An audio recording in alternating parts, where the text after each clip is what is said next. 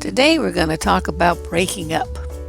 Now, a lot of the things that I talk about are how to determine if a guy is someone that you should maintain a relationship with or not, how to screen them on the date, what kind of things they should and should not say, what kind of behaviors they should and should not exhibit for you to get in a relationship or to put on your Nikes and run like hell.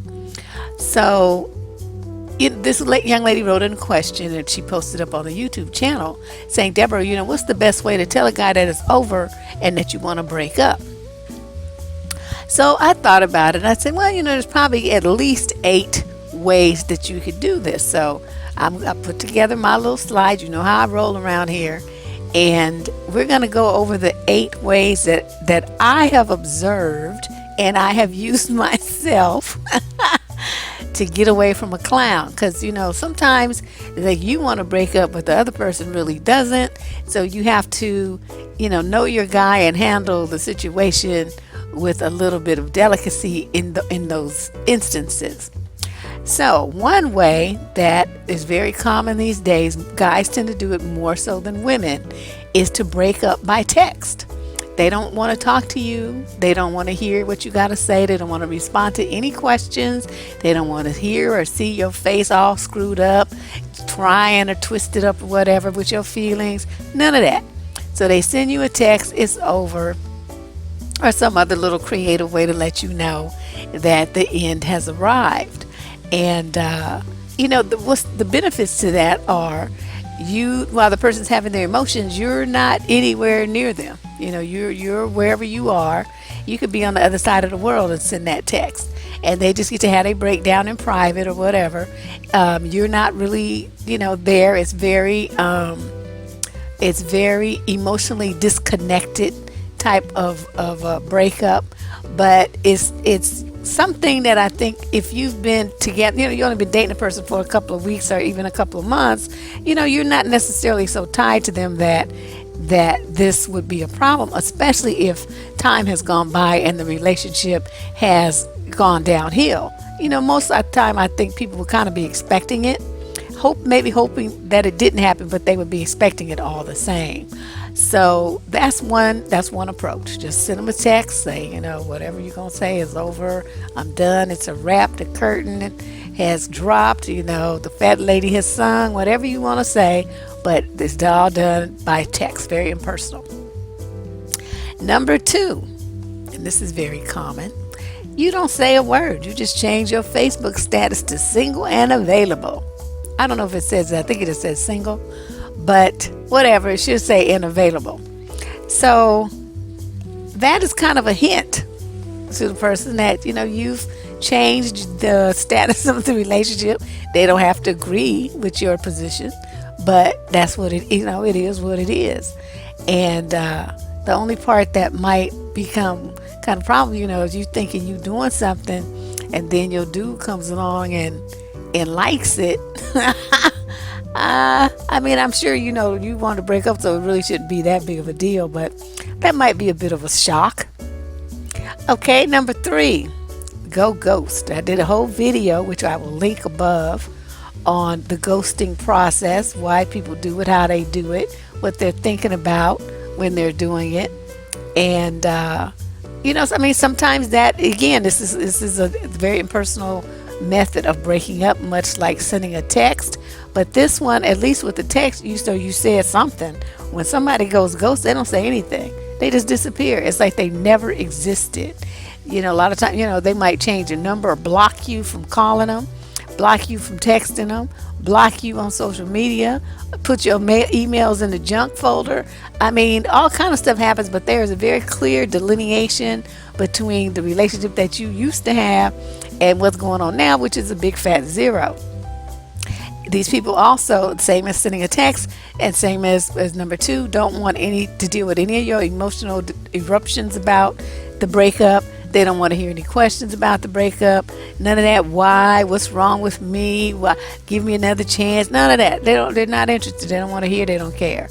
So that's something to keep in mind. Point number 4.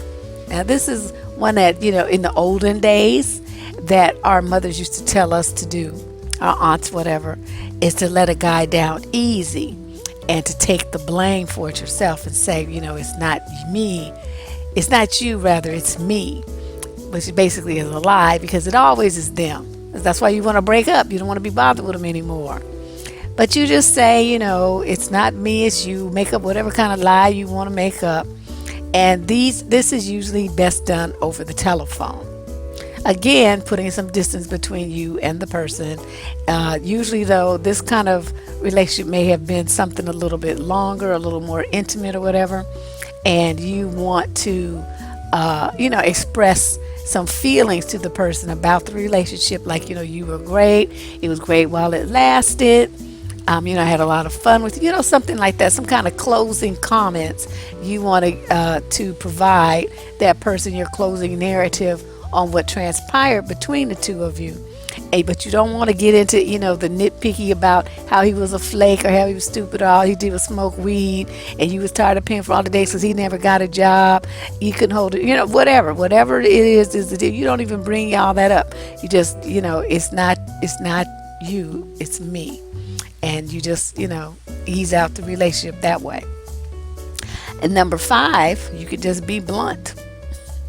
This is the Deborrah approach. It's like, this guy's basically, he's wasted your time. He wasted time. You pissed that you wasted your time. You feel like, was I drunk? I mean, what in the world did I get with this fool for? Or what did I stay with this fool so long for? Basically it's like, he just sucks in every way imaginable. He sucks. He's just a nightmare walking. You want to get away from him as fast and as far as possible. And so you just tell him, it's fucking over. I can't stand your ass. You make me sick. You lie. You do is lie. You cheat. You steal. You just ain't nothing. Blah, blah, blah. The problem with that approach, though, is sometimes people get upset. So unless you packing or, you ready to do some black belt moves or something, you got to understand you might have a fool on your hands. And a lot of guys, don't really take too well to that kind of bluntness. They're not used to it coming from women, and they don't know what to do with that very, very strong and overt rejection. It's not an illusion of a rejection like number 4, but it's not you, it's me. That's an illusion of rejection. It's not, he can really, there's an out for his ego. Whereas if you come in, guns blazing with this number 5, there's no out for him. He knows that every word that you're saying is how you really feel, and that in your eyes he ain't shit. So some guys get upset about that. I don't know why, especially if they know they ain't shit. I mean, who you trying to fool? You knew you was an ass, and now you just got called on it. So don't be mad. Just go away. Go away and be an ass somewhere else. Now this one is number 6. This worked really well for a guy that was telling me that he tried to play the crazy game. What that game is like, say they get mad, right? They start throwing stuff and stomping around and acting like they just all losing their mind. They're in such a rage. I'm like, oh, we can do that too. So one day I told him, I'm just feeling really stressed. I'm going to go to the doctor. I just feel like, I don't know, I just feel, this rage. And so he's looking at me. I didn't feel shit, but it was a setup. I said, I feel this rage and I just want to just hurt somebody. And I'm just kind of scaring me. I'm going to go to the doctor. So I, said I went to the doctor. I went out to drinks with my friends, but I suppose it was medication of a sort. So then I get back the next day and I'm like, the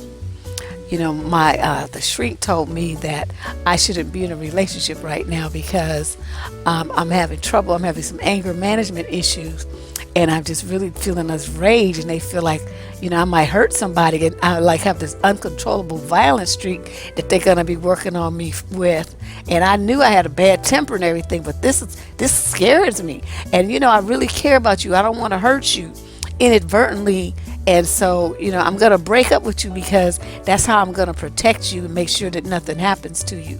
Because, I would feel so bad if you got hurt. And it was this mental illness that was the cause of it. Lying my black ass off. But this dude, like when he want to play the crazy game, see, at the time I had a friend named Ben. and Ben drove a motorcycle. And Ben, for what was $50 at the time, which was a lot of money, Ben would ride up on his motorcycle and beat somebody's ass with a motorcycle chain. And Ben was 6'5" and about 260. So it wasn't too many people could take him. You know what I mean? And then he worked out and everything, so he'd be wheeling his chain around. That will fuck you up. So I'm thinking, okay, if this guy acts stupid, I'm gonna have to call Ben. But he just looked at me and he was like, well, is that what you went to the doctor for? I said, yeah, I told you I just been feeling this rage. I just want to hurt somebody. And I don't want that hurt person to be you. So, you need to stay far away from me. Just stay away from me and until I get better. And then, I'll reach out to you, okay? But just stay away. Maybe call me or something every now and then. But do not get around me because I don't know what I might do and I might really hurt you. So that scared him. So he left me alone. About 3 months later, he called, how you doing? Oh, I'm still in treatment. Psh, please. My treatment was at Jeffrey's Inner Circle, shaking my ass. That was my treatment. But sometimes you just don't know what kind of kook you dealing with. So you gotta be creative. Then on point number 7, what you want to do is, if you got one that won't kind of let you go, they be trying to half-ass stalk you or something. This one dude I saw, he still was bothering me even after we broke up. I couldn't stand his ass. And I happened to see him crossing the street at 7th and Market in San Francisco. I gunned my engine. I tried to run that motherfucker over with my car. And he saw me just in time and hopped up on the curb and screaming like a girl. And I shot through that intersection. I was going about 90. And and in that moment, I really did want to kill him. And that's what scared me. So, this thing here, number 6, where you get to uncontrollable violence, that's not too far from the truth. I have a terrible, terrible, terrible temper. And, but this dude, he did some egregious shit. And so I was ready to kill him and would not have had no problem going to jail either. But luckily it didn't come to that. So I'm sitting here with you today instead of in whatever the female version is of San Quentin. So that you can do that. You do something to scare him that reinforces the message that you have an uncontrollably violent nature. He'll leave you alone. And then my last creative approach is really not creative. It's the one that people who are calm and rational and reasonable like to use. And that is where they provide closure. They sit down with their ex-partner and they rehash the problems and go over it in minute detail. And they talk it out and they explore the reasons why they had needs that each other didn't meet. And, what was good, what was bad, what they might do differently in their next relationship, blah, blah, blah. They just go through this whole litany of things. Sometimes it takes several days for them to get through all this. And they use a lot of I statements, like a psychologist teaches you, I needed this from you. And, I felt like I wasn't getting it, or I wasn't getting it often enough or consistently enough or whatever. So their approach is that they're sharing their experience. They're not blaming. And that, is also important, unless, of course, the person asks you, well, what should I have done differently, or how could I be better, or what did I do wrong? Okay, then you crack your knuckles and you just let them have it with both barrels. But the smart person, which would be me, I never ask that because I don't give a shit. It's like, if it didn't work out, why do I care? That just means it didn't work out with your fucked up ass. That doesn't mean that it's not going to work out if I'm exactly the same person with somebody else, because they're going to be different. So I'm going to have a different type of relationship with them than I have with your tired, crusty butt. So, those are my ideas on it. I mean, I admit that it's delivered in a humorous fashion, but you have to figure out, even though it's delivered in a humorous fashion, these 8 ways of getting rid of somebody are still true.